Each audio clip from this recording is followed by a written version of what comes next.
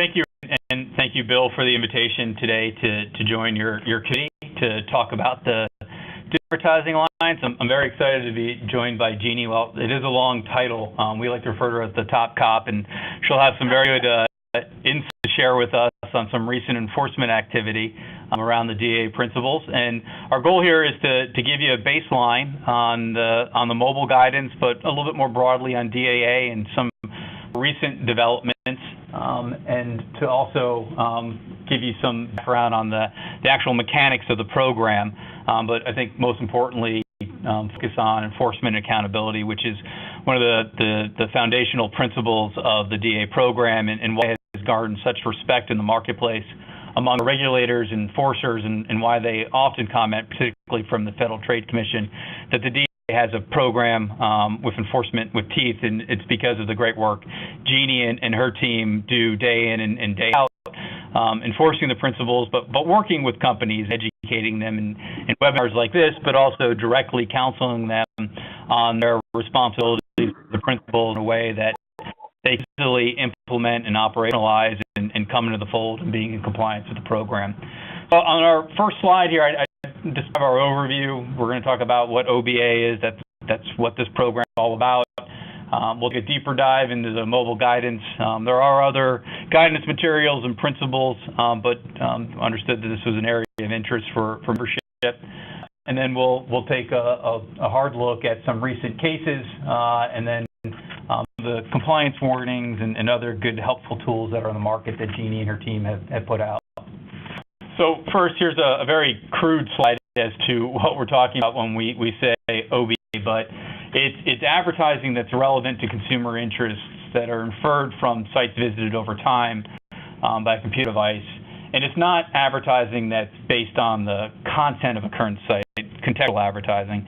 It also doesn't include activities of first parties or search. And what the technical definition, it's the collection of data across non-affiliated websites, applications, and looking at the web viewing or application use data over time to make inferences based on that data to deliver back advertising relevant to those inferred interests. And what we see here are two different ads. And the top ad of sweatshirts, it's contextual because we're visiting a sports site, where the bottom site, the bottom site is just sort of more demographic, non-OBA site. There are visitors to the site. We're presuming it's a larger composition of the audience. Let's send them an ad for suits, whereas the top one is more tailored based on inferences from this site and other sites visited across the web or from application to application. To understand the breadth of the program, we really need, though, to start with the DNA of the DAA and how it came together.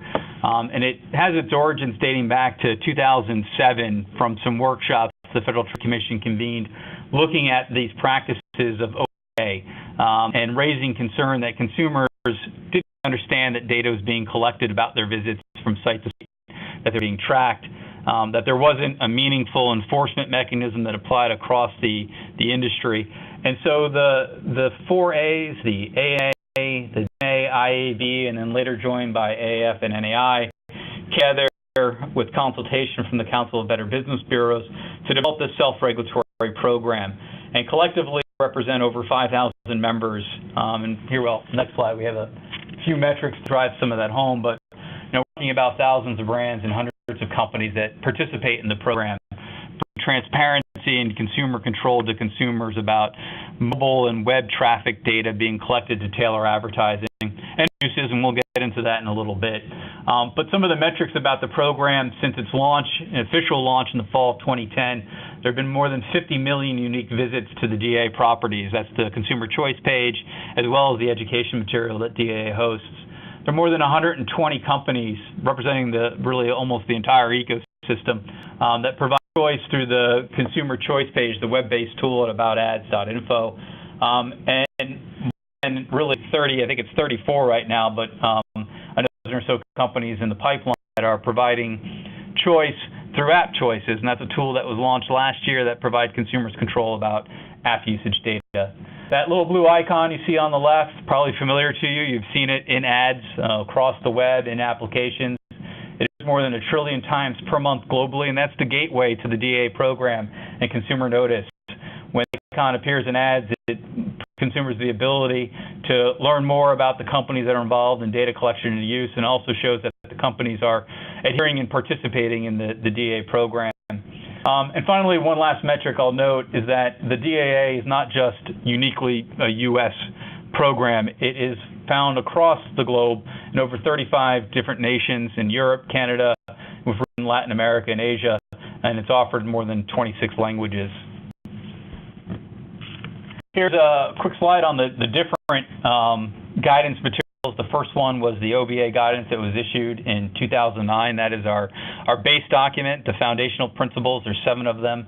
We focus mostly today about transparency and consumer control, but there are others, and we'll talk about accountability. But there's education, there's sensitive data, there's material change to privacy practices, just to name a few. In 2011, the program was expanded beyond just data collection for advertising, but for viewing data collected, with limitations on the use of data for eligibility purposes. In 2013, the program again was broadened out to and explain how the principles apply in mobile environments, so mobile web, mobile applications. That's where we spend most of our time today. And for 2015, we'll touch on this briefly later, but how the DAA principles apply to the collection and use of multi-site, cross-app data, linked devices. First here is the mobile guidance. It was an initiative that started in 2011, culminated with the release of the principles in 2013. It was effective in September of 2015, and Genie's going to share shortly some of her recent cases related to mobile. So these are really late-breaking, very recent cases about location data and some other sensitive data practices in mobile environments. But the guidance applies to 4 main sets of data. The first is multi-site data, and that data collected is web viewing data, so data collected across non-affiliated websites over time. Cross-app data, it's a very similar definition, but in the application context, so collection of application use data across non-affiliated applications over time. Device location data, this is our location data type. We'll talk a little bit more about that, as well as personal directory data. This is data that's unique, that's collected and generated on the device, like calendar invites and photos and text logs and things like that. Cross-app data, to kind of give you a picture of what we're talking here, but it's the data collected from a particular device regarding application use over time and across non-affiliated sites. And this definition is played out through 2 types of actors in the marketplace. The first is first parties, and we're covering both here on browser and applications to kind of give you that broad context and not just applications. But a first party is the entity that operates a website or an application. It includes their affiliates where there's control among the different business entities. But we can think of here when we say first parties, applications, website publishers, things along those lines. Parties are the entities that are engaged in the data collection. We focus a lot on OBA because that's the main use case covered by the principles, but there are other uses of this data, this multi-site cross-app data. But the traditional parties in this marketplace are ad networks and companies like exchanges and aggregators. But in some cases, it can include an advertiser. There are white line rules as to the difference between first parties and third parties, but a lot of the business models blur, and a brand or an advertiser where we traditionally think of maybe doing the media buy or working with an agency may have access to the same data that a third party has and may be using it in the same way. In that context, to the extent they're acting that way, they are third parties subject to the principles. A flavor of third parties are entities that collect all or substantially all cross-app data.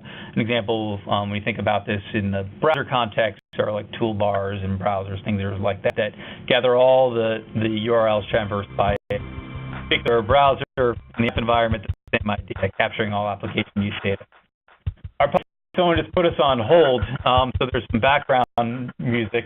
How we can, if there's a way to mute the lines without muting the presenters. Yeah, Mike, I think that the IT folks there can do that. John, can you hear us and see if we can mute these lines? Yeah. Sorry about that, Mike. No problem. Excellent. Thank you. The quick work on that.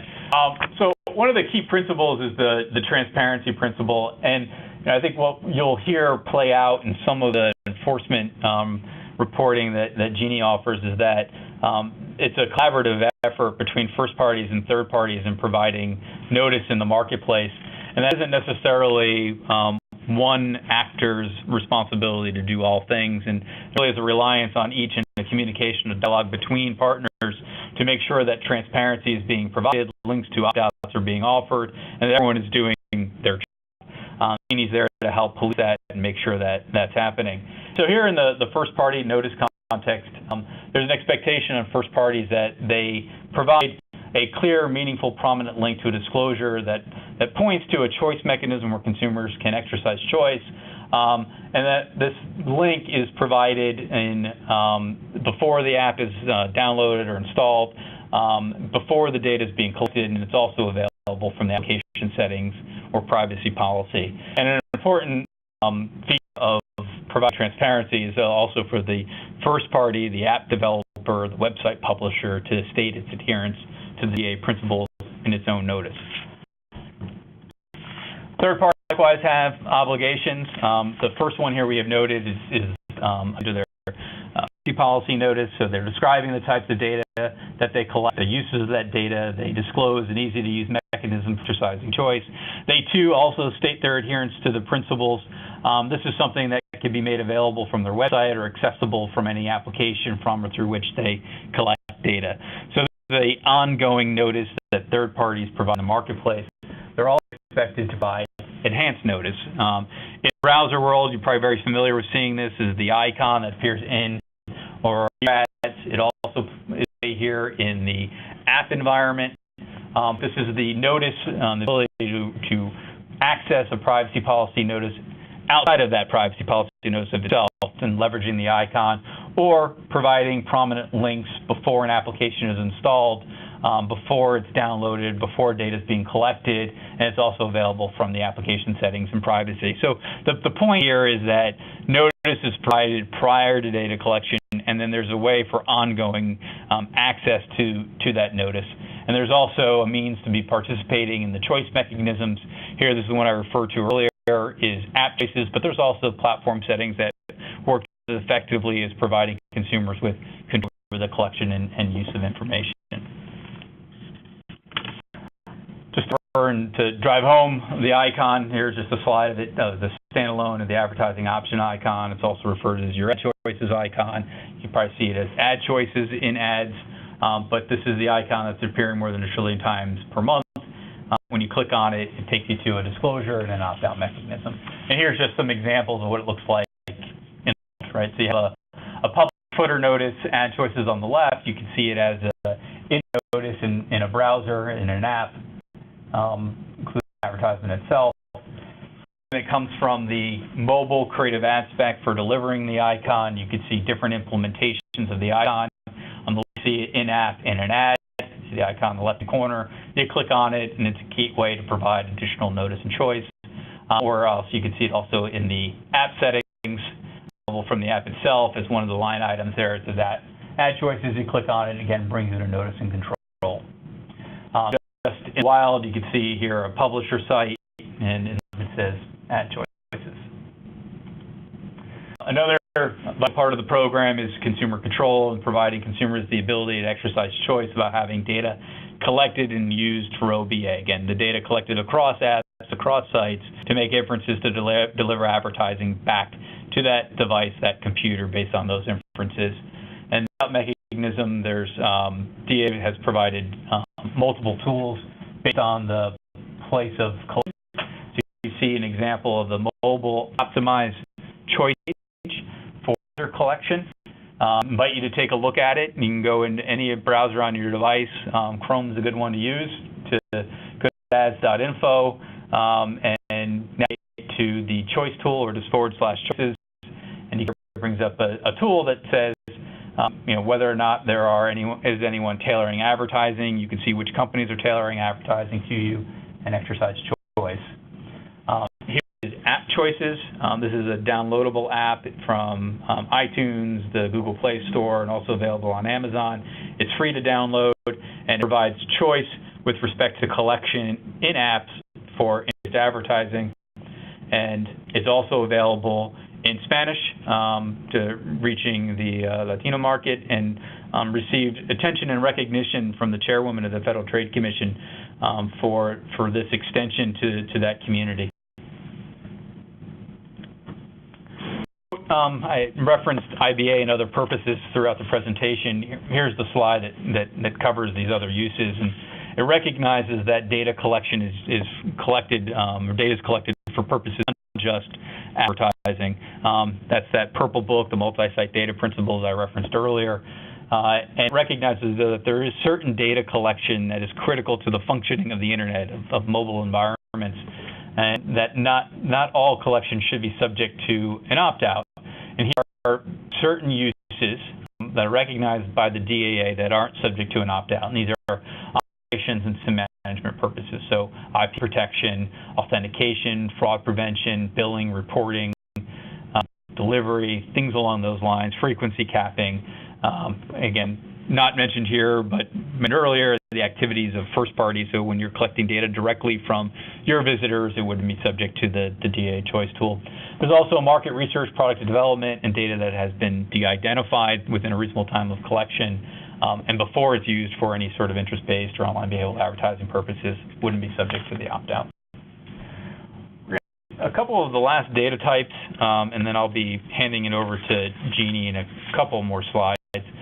Is precise location data. This is data obtained from the device about the physical location of the device that is sufficiently precise to locate a specific individual for that device. From the commentary of the mobile guidance, it provides some examples that may be precise location. Again, it's back to the definition. Whatever it is, it has to be sufficiently precise to locate an individual. So lat and longitude obtained through GPS technology is generally understood. Tower and Wi-Fi triangulation techniques could be, but if the data is fuzzied, made imprecise before use, it is not considered precise location data. And other types of data that is not, you have listed here is the first two mentioned, but then 5-digit zip code, city, general geographic areas, and what we would consider location related that doesn't reflect the actual location of that device or individual, and that could be someone's billing address. There are responsibilities of both first parties and third parties here. First parties need to provide enhanced transparency that they have authorized third parties to collect data, or they've transferred that location to third parties. The point is authorized, so if you've integrated someone through an SDK in your application, or by contract you've given them rights, this is where the obligations become applicable. First parties can also obtain consult for the third parties that they've authorized to collect data or where they've transferred data. But as part of that notice and that enhanced notice of that they're about these practices, first parties should describe that data, that consent is required and how consent is provided, and then also describe a way in which users can follow that consent as well.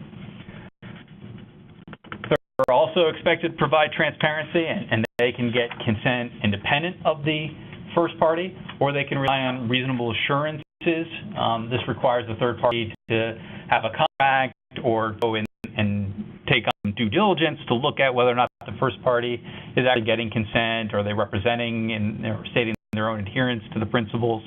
So an alternative to the third party where they may not have direct interface with the users, so they may not be able to get consent, that they're tying together the first party action and the third party actions. And again, they're going to be honoring any sort of withdrawal of the consent and ensuring that the consent has been acquired. Personal directory data, calendar, address book, phone, text log, data that's captured or created through the device. And here there's both third party and first party obligations. Third parties should not intentionally access the device without authorization to obtain and use personal directory data. And first parties, so if the data is collected through their app, shouldn't allow for the third party to do that without them getting their authorization to do it.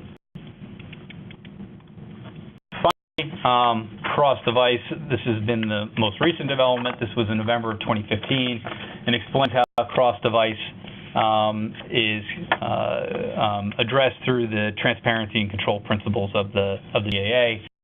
Calls on first parties to provide notice and link to an opt-out, and third parties to disclose as part of their enhanced notice obligations. The DAA existing tools will work as an opt-out in this environment, and for this practice, it's expected to go in effect later this year. There just needs to be some updating to the copy of the choice pages to cover this, but what it does, in fact, says data collected where there is an opt-out may not be used on some other device linked to that device, and data collected on some device may not be used where an opt-out exists. So maybe picture this, an illustration is, if someone opts out in a browser, think of a wall around that browser. No data collected in that browser may leave that browser to target ads elsewhere, and data collected elsewhere may be brought in through that wall into that browser where an opt-out exists. It addressed the device graph, so the graph, the linking between the different devices may continue to be used for those purpose limitations, so authentication, things like that, frequency capping, those purpose limitations that I described on a previous slide. So the graph continued to be used for that. It just can't be used for ad targeting, as I described about the walled-off browser or application environment. I will now transfer and hand this over to Genie. Thanks, Mike. What he calls the wall, I call the black hole, and that is my basic physics. If the opt-out has been triggered, then that device becomes a black hole into which no new IBA ads come and no IBA data leaves. So with that, I'm going to just take a second to introduce who we are. And as you know, part of the Council of Better Business Bureaus, and we are under the policy guidance of ASRCA, with which we're all very familiar and which you support and we appreciate. Because of ASRCA and DAA asked ASRCA to create an accountability program to act independently to enforce the principles. And the mission is to do that, and by so doing, we'll build greater trust in the digital marketplace, which is, of course, the BBB mission. And you've heard about transparency and choice as these core fair information practice principles. And when consumers have transparency and control about the collection and use of their data for interest-based ads, the companies furnishing that choice and the consumers both benefit. So we've done in our 5 years. We've already issued 63 formal cases, which are publicly available, 33 decisions, and 21 administrative dispositions and closures. The difference between those things is that a decision is a full-blown discussion of what the issues were, what we found, and how the parties corrected what were compliance problems. An administrative disposition is a shorter version of that that is rarely used, but is used when, for example, a company had already started to either implement their compliance or correct any compliance errors before they received our formal inquiry letter. And that brings into focus a point I want to be sure to emphasize time and time again.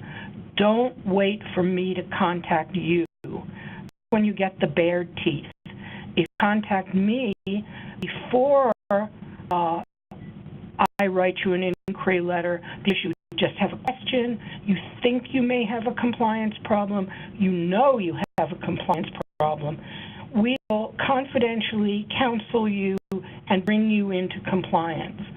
We do not look to public actions. We only bring them when we have found that there was an uncorrected compliance problem, and that doing so in our discretion will help not only the company come into compliance, but to ensure that other companies learn from this lesson and the public knows that we are vigorously enforcing these principles and that we are transparent in what we do. We've also issued 3 compliance warnings, and we issue those when we think there is either that companies don't understand and may inadvertently be out of compliance, or where we think it is clear that the principles apply, but it may not be completely intuitive to companies because they might be used to a more cookie-based technology. They may not think that an ad type is covered. We will talk about that with respect to native advertising.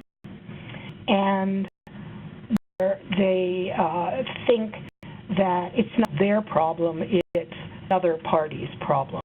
So those have been first-party, native interest-based ads, and cookie-less IDs, which I will talk about later. We've covered over 12,000 complaints from consumers. Most consumer complaints are really not about interest-based advertising. In fact, sometimes the things we hear about most are about dating sites that have sent married people pictures of possible dates or have not matched gender to gender preferences. And those are things which, if they were interest-based, no one would be complaining about it. So, ironically, interest-based advertising, or OBA, which we don't like to call it because it sounds like something that I found my children doing when they shouldn't be doing, that bad behavior, rather than relevant advertising. These are things that help match ads to consumer interests. There are more problems when people receive irrelevant ads or ads that, if you knew them well, you would not target them. So we have only had to refer one company out of all those companies we have counseled or formal inquiries to a government agency. And we try to educate companies as part of the DAA principles education mandate to make sure that there is seamless compliance across the industry. And that's something that is unique to the DAA program. It's not a membership program. It encompasses all companies in the different parts of the ad-serving ecosystem throughout many countries in the world, and certainly any company that is presenting services or data to users in the United States. This is not a limited membership organization. If you are hearing me, you're covered. You have a website, you're a first party. If, as Mike said, you're stepping into the shoes traditionally occupied by a third party to serve the ad yourself, then you have become a third party. So this is what a formal case looks like. Discussions are confidential. You can submit with the assurance that it will be kept confidential. Any trade secrets or any other confidential material that you have. No one has ever asked us for it. Were a court or anyone else to do so, we would vigorously to keep it confidential, just as all other ASRC programs have done successfully.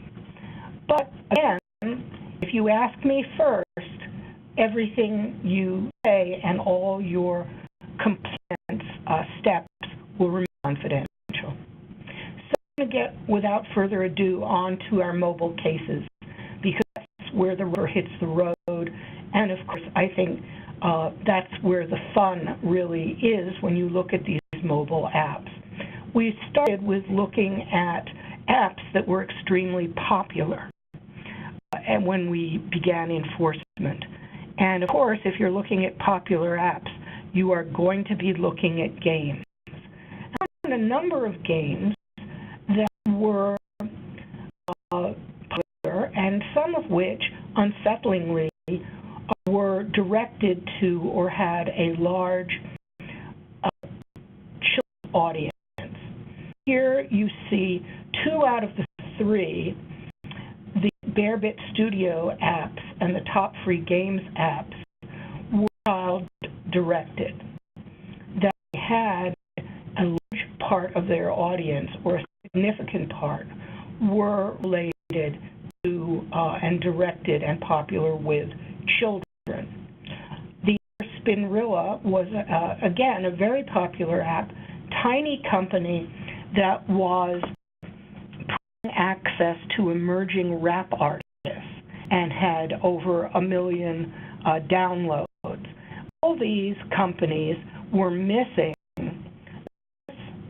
notice, and in the case of Bearbit Studios apps and in the case of Top Free Games apps, they were implicated in violations and required under the DAA sensitive data to turn principle, which requires that any company that is collecting data which includes a persistent identifier and all tags used for IBA are considered personal information under COPPA.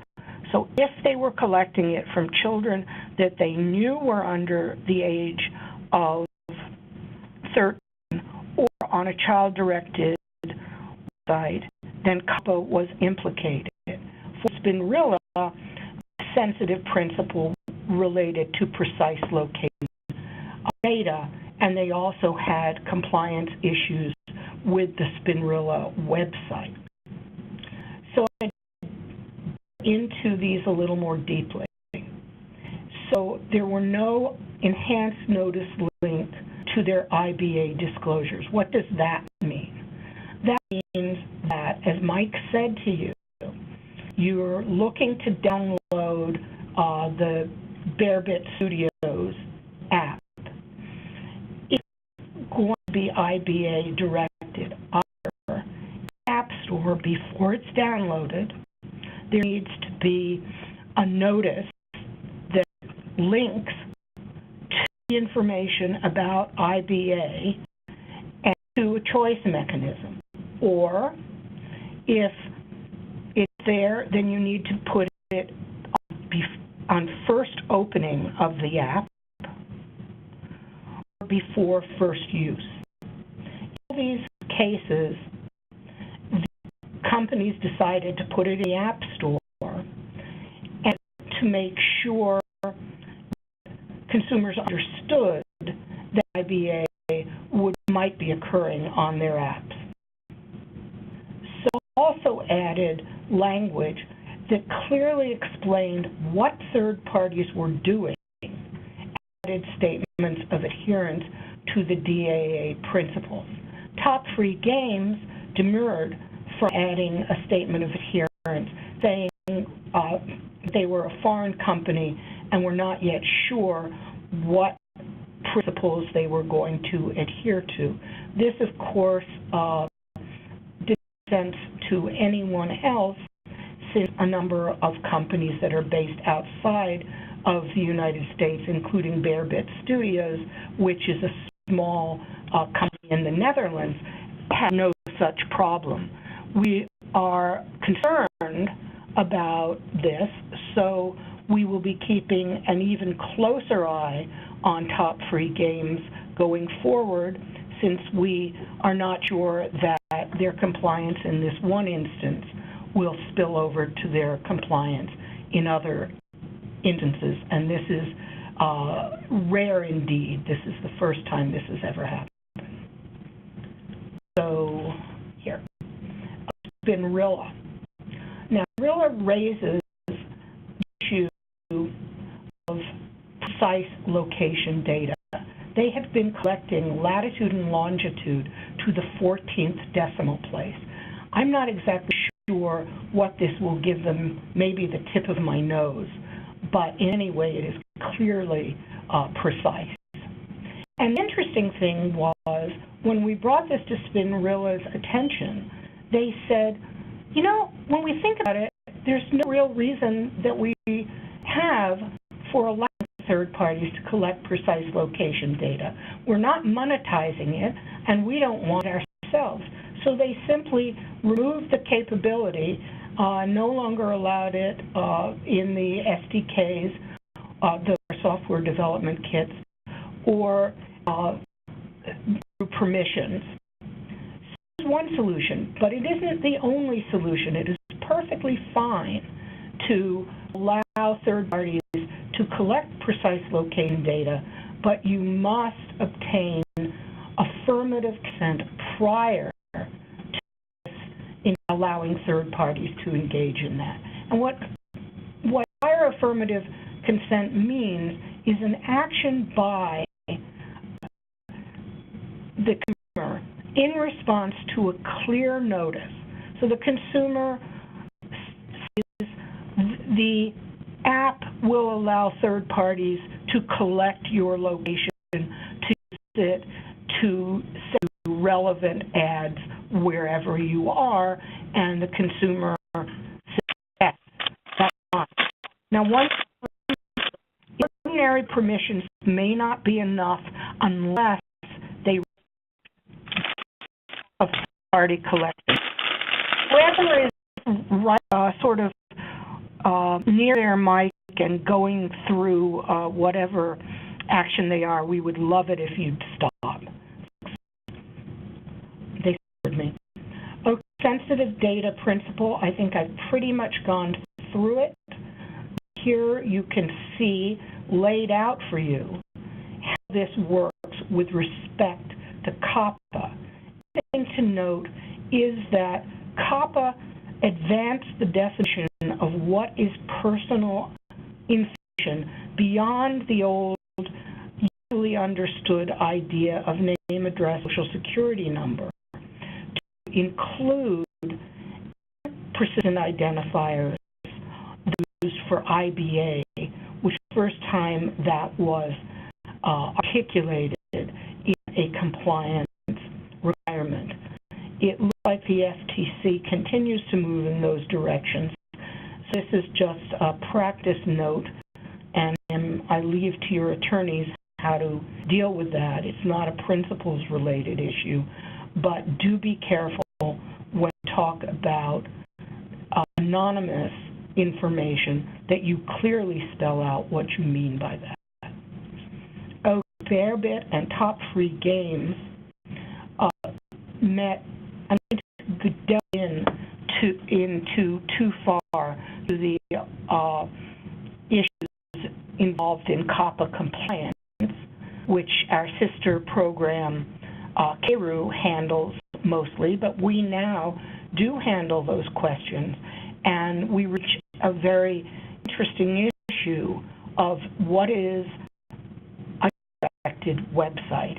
And it now includes something called a mixed audience website or app, that which, whether you meant to or not, attracts a substantial audience of children.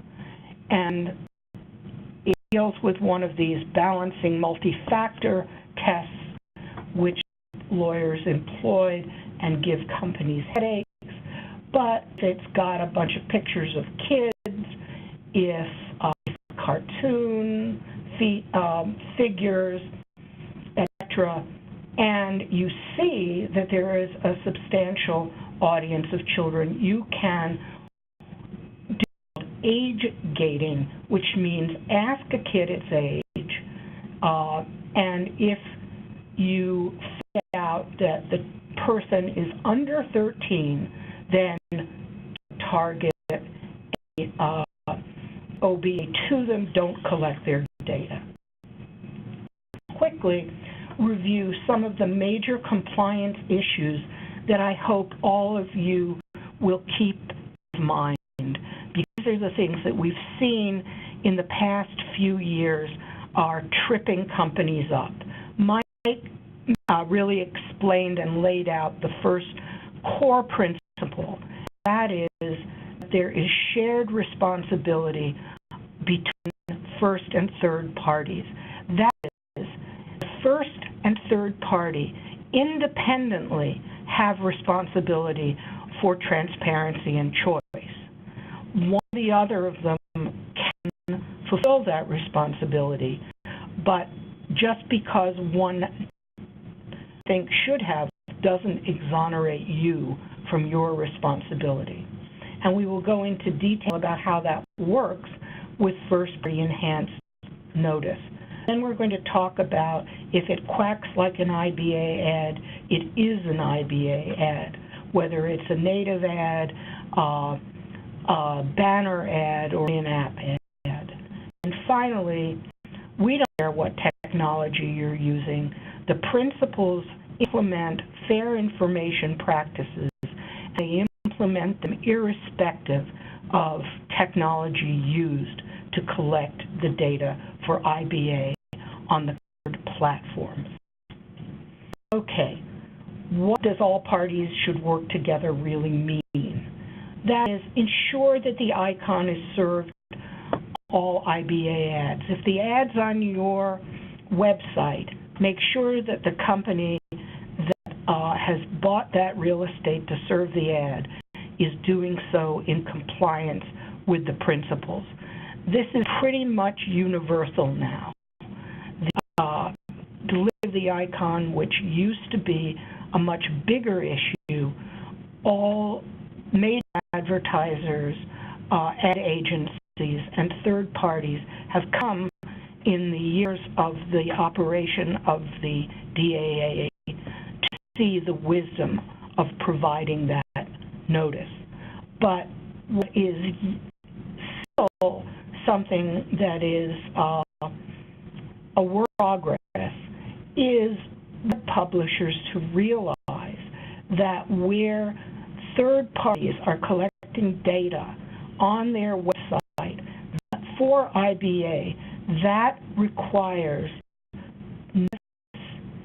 notice and choice. And that piece of real estate, your own website, is more easily controlled by you than by the third party.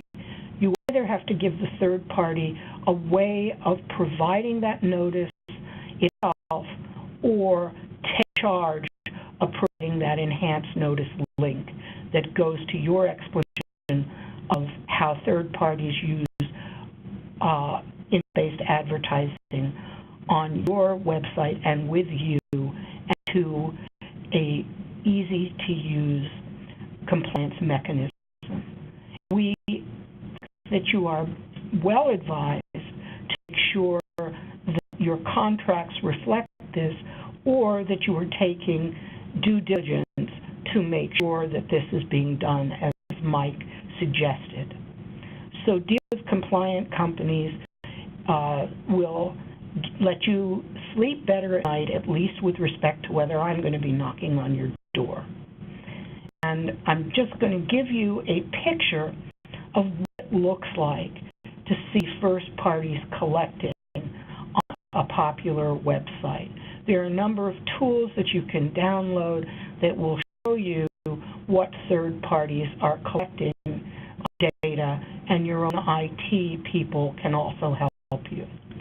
So we wanted to emphasize this point since so many first parties did not seem to understand that they too had a responsibility, and that the icon was not enough in an ad, because there are lots of times when third parties are collecting data and there is no ad. So we set out a compliance warning in January of 2014, in October, and set January, it's so long ago, as the date when we would start compliance enforcement. We've done 20 cases that include this principle. So I hope that I never have to do another one, and I'm sure I won't with anyone listening on this phone call. If they have a question, please ask me. We are, even though we are deep into mobile enforcement, believe me, we continue to receive consumer complaints about this issue, and we continue to pursue it. So, in I hope not boring detail, what you need to do as a first party, if the third party has not done so. The enhanced notice link should be separate from the privacy policy link in the website context. We are more lenient in the app context.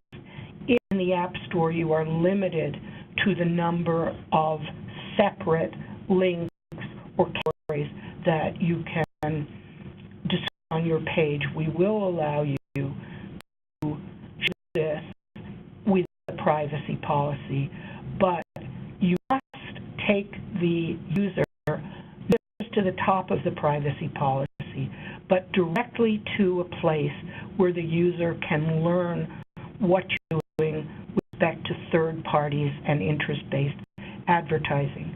The reason for this is that the FTC, when the principles were created, was very, very keen that we find a way to take notice and choice out of a privacy policy in lawyerly language where it was buried somewhere in 28 pages, and make sure that a consumer could find it right away, could see it just at the time when they'd need it most, that is, when the interest-based ad was being served or when data was being collected for interest-based advertising, and that they could understand what was being said, clear, meaningful language that led to an easy-to-use control mechanism, to exercise choice that would be 1 or 2 clicks away, and that's what we require. We also ask for a statement of adherence that assures both regulators and consumers that you not only this because it's industry-wide, but because you, as a company, have made that pledge to honor the principles. Now, if I could get this, there we go. Here's an example of footer notice. Why did I get this ad? You can also just use the icon or the icon with ad choices and a direct link to an explanation of space advertising that you have. Now, I'm going to move on, and I need to move rapidly to interest-based native ads. I think all of you know and are interested in native ads. That's where the ad fits in some way to the content around it and has been found to be more interesting to consumers. I will not go into the FTC's guidance about making sure that ads are clearly ads and so denominated when they're served. That principle applies also to interest-based ads. If it's an ad and the ad is interest-based, you've got to ensure that consumers have the same notice and choice that they would otherwise have. Notice and choice in or around the interest-based native ad, just like you would with any other ad you were serving that was interest-based. We had a compliance warning, and the next thing was we looked around to see whether companies were following it after giving them a reasonable time to be in operation, and we found that Gravity had not implemented this, although it was offering a recommendation successfully. So we brought an inquiry and a compliance case, and Gravity formed its practices. An example where there was a disposition. Outbrain was in the same boat as Gravity, but it was able to show to us that it's in the process of remediating this issue before it received our inquiry letter. So I'm going to end with alternative IDs, and this is a simpler concept than it might sound. That is, if it isn't a cookie, but it's some other methodology for tracking the device, it nonetheless falls into the category of interest-based advertising that needs notice, enhanced notice, etc. There are a number of ways in which companies do that. There are things called deterministic methods, and those are where the company, like, you sign into your Facebook account. Facebook knows who you are precisely, and there's no probability about that. It's a known. But there are other methods that are called statistical or probabilistic ways of identifying a device. We in 2012 found an early user of this technology called Blue Kava, which was doing what it called householding. That is, it didn't know whether the device belonged to Genie Barton, but it knew that it was someone in the same family because it looked at characteristics such as IP address, Wi-Fi, other things related to the kind of devices and things that we're doing, and said it's likely that these devices are in the same household. And they explained this very clearly, but what they got messed up about was explaining the scope of their opt-out. So if you were on the website and they explained we're doing householding, they gave you an opt-out. It was unclear to the consumer, am I opting out of all householding across my household, across all my devices, or am I just opting out from this particular iteration on this device, on this browser, on this website? At that point, that they could do. And we did not require them to do more because it is technically extremely difficult to do more under some technological choices. And as you can imagine, if you can't do something with precision, then you might either be over or under promising or opting someone out who doesn't want to be opted out, etc. Just said, be clear about the scope of your opt-out. Now, today, these sorts of things are much more popular. We have our cross-device guidance, and the activity program is investigating a kind of statistical identification called canvas fingerprinting. We have looked at over 3,000 websites, and to date we have found that canvas fingerprinting is being used for purposes that are exempted from the principles, as they should be, to protect consumers against bots and fraud.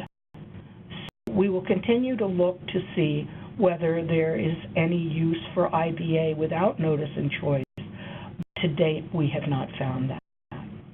So I'm going to end by saying you can come into compliance without any of these 63 formal actions being at your door.